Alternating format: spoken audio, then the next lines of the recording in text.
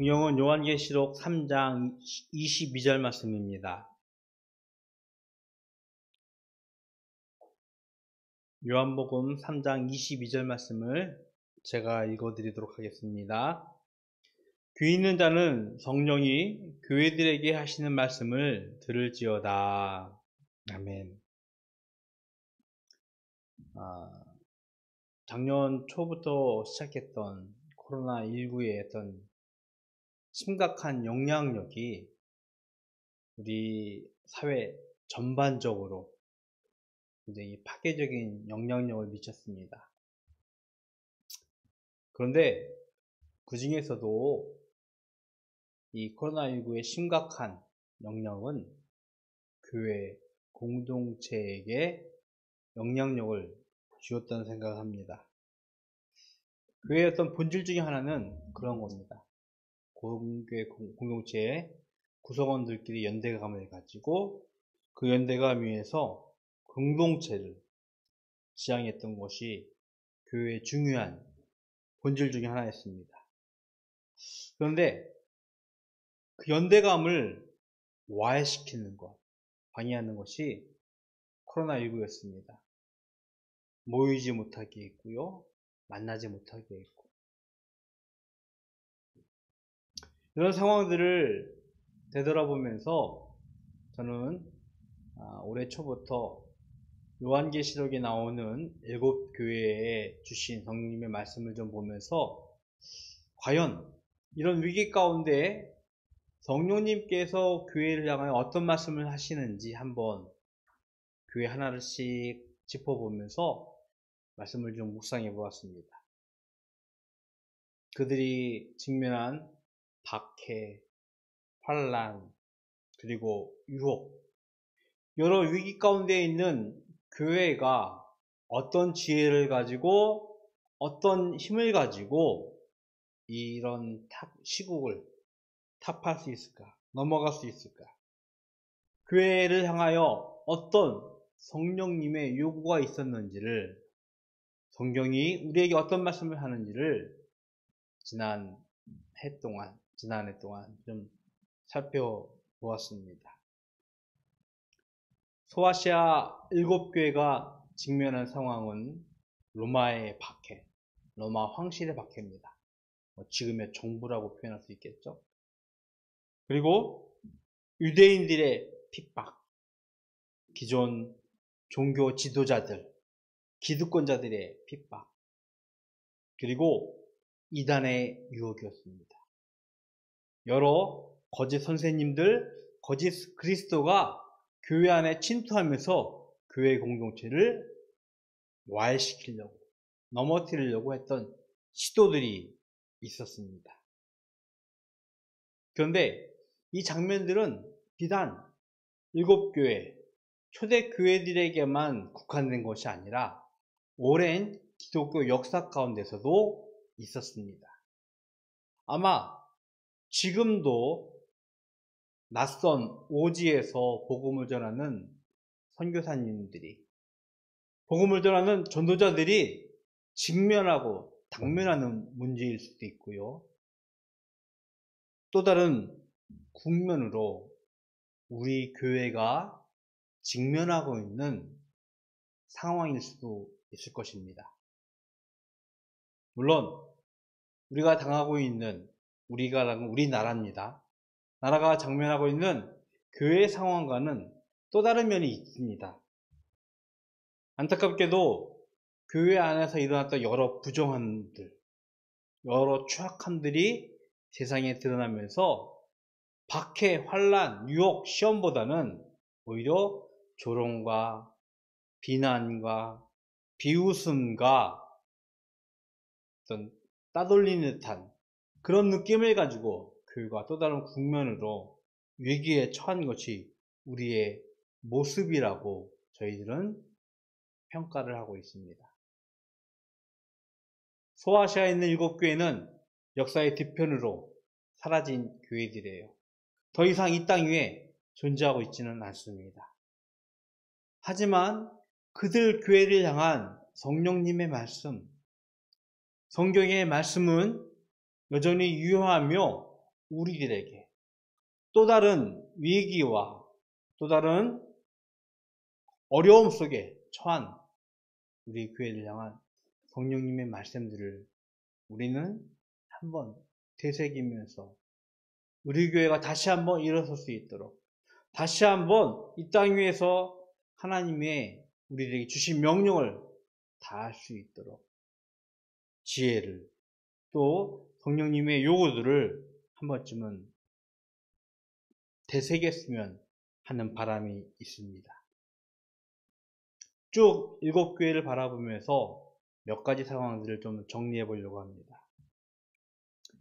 무엇보다도 소아시아의 7교회가 직면했던 박해, 환란, 그 가운데서도 믿음을 지키려고 했던 그들의 의지와 그들의 강한 결심을 우리는 기억해야 합니다. 기독교는요, 예수님이 유대교에서 어찌 보면 분리되었던, 종교현상학적으로 본다면은 유대교에서 출생한 또 다른 종교의 모습으로 드러난다고 할 수도 있을 것 같아요. 그래서인지 당시 로마 황실과 유대인들은요, 이들의 출현이 별로 달갑지 않았어요. 당시 이스라엘을 다스리고 있었던 로마 정부, 로마 황실을 보면요, 그들의 왕, 그때는 이제 황제라고 표현을 해요. 왕보다 더 위에 있는 황제. 황제를 신으로 추대하면서 절대 권력을 집중하려고 하던 시대였어요. 그런데 기독교가 출현을 하면서 로마 황실이 자신들의 황제를 신으로 추대하려는 그런 분위기와는 다르게 절대 유일신 여호와 하나님, 그분을 섬기려고 하니까, 그들의 종교를 강조하려다 보니까 자연스레 로마 황실은 교회의 출현이, 기독교의 출현이 달갑지 않았어요. 뿐만 아니라 유대교인들, 그들은요, 유일신 여호와를 섬기고 있는데 어느 날 문득 저위 갈릴리 출신의 청년 하나가 나는 여호와의 아들, 하나님의 아들입니다 소개를 하면서 놀라운 말씀과 기적을 베풀면서 당시 종교 지도자들의 기득권을 위협한다고 할까요? 그들의 어떤 추악함을 드러내자 이 청년을, 예수라는 청년을 십자가 위에서 사형을 집행시켰습니다. 자신들의 기득권, 자신들의 가르침, 종교를 지키기 위해서. 그런데 자신들이 십자가에 죽였던 그가 다시 부활하여서 제자들에게 하나님의 말씀을 가르치고 그 제자들이 모여서 교회를 세우게 되어지자 유대인들은요, 이 교회를, 기독교를 박해, 핍박하기 시작합니다. 로마 황실의 정부, 유대교의 종교 지도자들, 교회가 새로 출현하는 것 반갑지 않았습니다. 달갑지 않았습니다. 오히려 그들을 핍박하고 그들을 박해하면서 그들을 물리치려고 했어요. 우리가 또 다른 축으로 사도행전의 말씀을 한 달에 한 번씩 묵상하고 있는데 거기에 그런 장면들이 계속 나옵니다. 사도들은 하나님의 말씀을, 복음을 전하려고 하지만 유대교의 지도자들이 방해하고요, 로마 황실이 방해하면서 더 이상 복음이 전파되어지는 것, 하나님의 말씀이 선포되어지는 것 원치 않았음을 우리는 또다시 묵상하고 있습니다. 이 가운데서 박해, 환란, 생명의 위협까지 받는 위기 가운데 교회는요, 그들의 믿음을 지키려고 무단히 노력하며 결단하는 모습을 우리들에게 보여주었습니다. 이 땅에서 가장 중요한 것이 있다면 그것은 우리의 생명일 거예요. 목숨일 거예요. 그런데 성경에 나오는 소아시아에 있는 7교회들을 보면서 우리는 다시 깨닫게 되어집니다. 이 생명보다, 목숨보다 더 중요한 것이 있다면 그것은 무엇이냐면 바로 복음의 의미, 복음의 가치였어요. 예수 그리스도의 말씀을 세상에 선포하고 전하는 것이 더 중요했음을 그들이 알았기 때문에 이런 유혹과 위기 가운데서도 교회가 세워지고 하나님의 말씀이 선포되어졌음을 우리에게 말씀을 하고 있습니다. 또 하나, 그들은요, 여러 이단들과 거짓 그리스도인들의 유혹, 시험으로부터 그들의 믿음의 순수성을, 그들의 지혜를 우리는 기억해야 합니다. 교회가 성장하고 발전할수록요, 안타깝게도 교회 안에서도 음지가 생기기 마련이에요. 모두 다 같이 하나님의 말씀에 따라서 이 땅 위에서 아름답게 즐겁게 교회를 세워갔으면 좋겠는데 그 교회 안에서도 여전히 연약한 우리 공동체가 있음을 우리는 직시할 수 있어요. 그런데 이단들은요, 그 연약한 사람들을 유혹합니다. 그 연약한 자들을 시험해요. 작년 코로나 때문에 시끄러웠던 신천지라는 이단 다 들어봤을 거예요. 여러 가지 그들의 잘못된 교리들, 그들의 잘못된 가르침들, 그건 분명한데 그들이 그것을 가지고 기존 교회에 교묘하게 파고드는 접촉점, 그들의 방법은 뭐냐면 교회 안에서 때로는 아파하고 때로는 연약해 있고 때로는 시험에 빠진 자들을 살살 꼬드기는 거예요. 꼬시는 거예요. 야, 그것 봐. 교회가 나쁘잖아. 그것 봐. 교회가 잘못된 거야. 라고 하면서 유혹하고 시험하면서 그들을 허물어뜨리고 궁극적으로는 교회 공동체를 망가뜨리려는 것이 그들의 목적이고 방법이었습니다. 그런 이단들은 교회가 성장하고 발전하면서 계속해서 교회 안으로 들어오려고 하고 있습니다. 이미 예수님은요, 이 마지막 때에 거짓 그리스도와 거짓 선지자를, 거짓 선생을 주의하라고 우리들에게 경고하셨습니다. 우리들의 불완전한 우리들의 모습들, 혹 그것이 있을지라도 하나님께서 예수 그리스도의 복음으로 우리가 더 든든해져야 되는데 이단들은 그것을 파고들면서 우리를 유혹하며 시험하고 있습니다. 초대교회들은요, 이러한 상황에서 하나님을 경외하는 믿음, 즉 성경이 가르치고 있는 지혜의 삶을 살았음을 우리들에게 보여주고 있어요. 지금보다 훨씬 더 많은 이단들이 거짓 그리스도가 출현하면서 그들을 유혹하고 시험했을 거예요.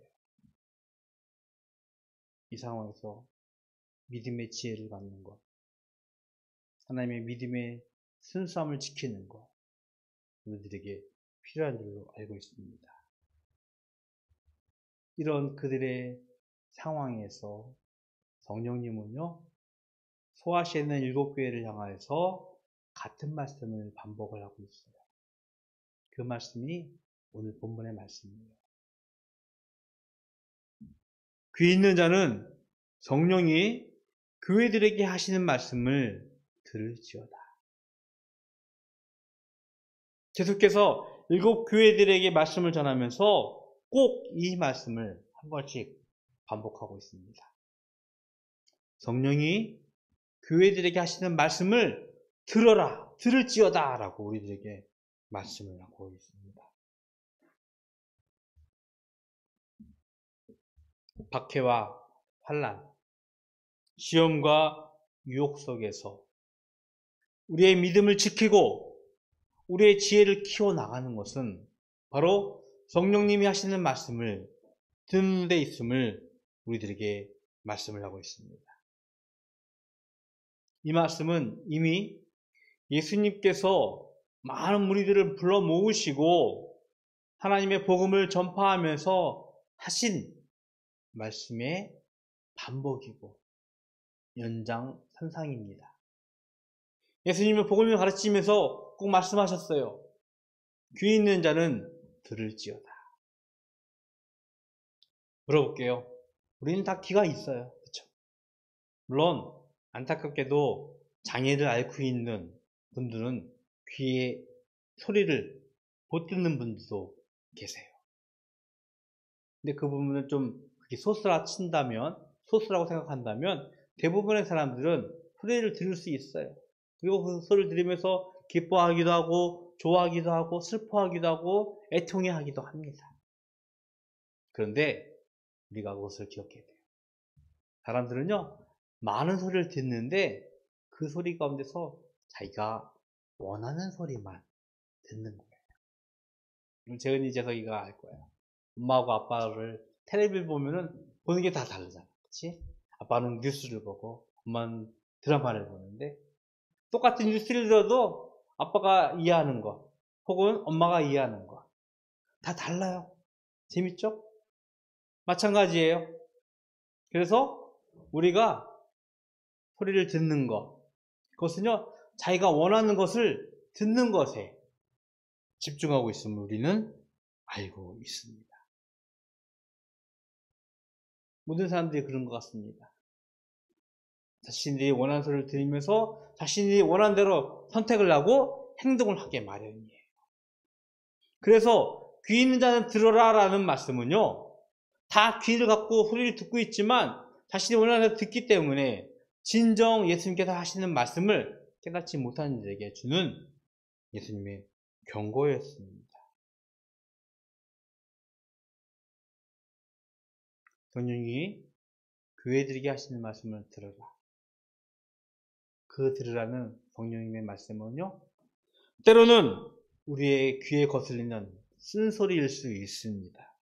그리고 입에 단 음식이 아니라 입에 쓴 음식처럼 뱉어내고 싶은 거슬리는 소리일 수도 있어요.